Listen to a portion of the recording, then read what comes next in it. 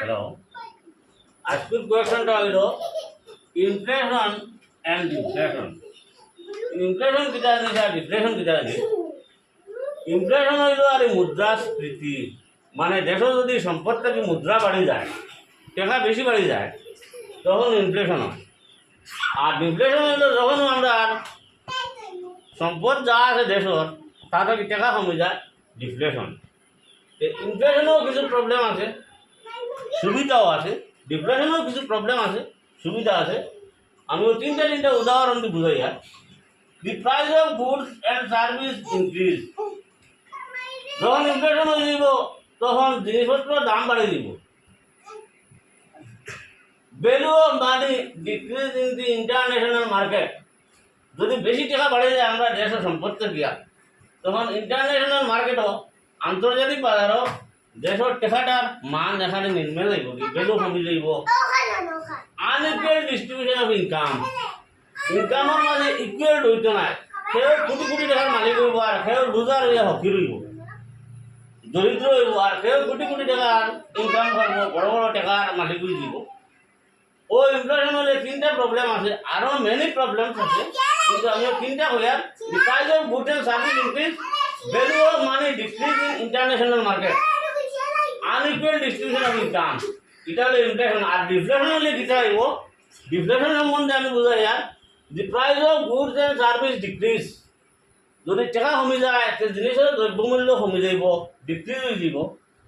Value of money increase in the international market. যদি সম্পদ থেকে টাকা কম হয়, সম্পদ আমরা দেশে বেশি হয়, তখন আমরা দেশের টাকার ভ্যালু অন্য দেশে বাড়িয়ে দিব, আন্তর্জাতিক বাজারে বাড়িয়ে দিব।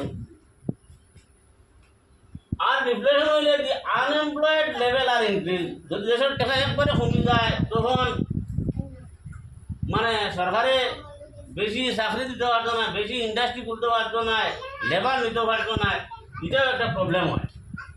ও সঙ্গে আমি ইনফ্লেশন আর ডিফ্লেশন বুঝাইলাম। আর আরেকটা জিনিস আমি বুঝাইলাম স্যার,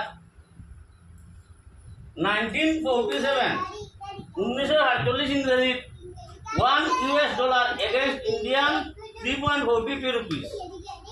মানে এক সময় ইন্ডিয়ার 1 টাকায়, মানে আমেরিকার 1 টাকায় আমরা ইন্ডিয়ান 3 টাকা 43 পয়সা ডিফারেন্স আসলো। 1948 যখন ভারত স্বাধীন হয় তখন দেখা গেছে ভারতের টাকার ভ্যালু বহুত বেশি, মানে আমেরিকার কাছাকাছি। 2014 ইংরেজি যে সময় আসে তখন $1 এগেনস্ট ইন্ডিয়ান 42 রুপিস। তখন ইন্ডিয়ার 1 টাকা, আমেরিকার 1 টাকা, ইউএসের 1 টাকা, ইন্ডিয়ার 42 টাকা।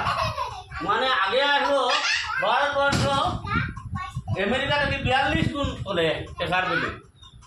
নাও এট টাইম $1 এগেনস্ট 86 রুপিস। আজ 2026 আমেরিকার 1 টাকা, ইন্ডিয়ান 86 টাকা। মানে ইন্ডিয়া আমেরিকা থেকে 86 গুণ করে। দেখো চিন্তা করবা, 1948 ইংরেজি ভারত ধনী আসলো না গরিব আসলো? 2014 ইন্ডিয়ান ইকোনমিটা আগুয়াইছিল না 2026 আগুয়াইছে? বা আমরা দেশ বর্তমানে কতখান পিছিয়ে ইকোনমি দিয়ে আর, মানে ইন্ডিয়া ইউএস থেকে আমেরিকা থেকে কতখান চলে আর? তার একটা সিম্পল উদাহরণ, 2014 আমরা এটা মানুষ হতো গেছেন 2 লাখ সামথিং টাকা লাগছে, গত বছর গেছেন 4 লাখ সামথিং লাগছে টাকা, এবার 5 লাখ সামথিং। কারণ কিটা? আমরা দেশের টাকার ভ্যালু খালি কমিয়া, মানে আমরা দেশটা খালি তলে দিলাম। আর আপনারা আমি যেটা বুঝাইছি ও চিন্তা ভাবনা করে দেখবা ভারতটা আকবর না ফিসিদি যার কমেন্টও জানাইবা। আমার ক্ষুদ্র দিমাগ দিয়ে আমি দেখি আর ভারতটা দিন দিন খালি নিচে যায়।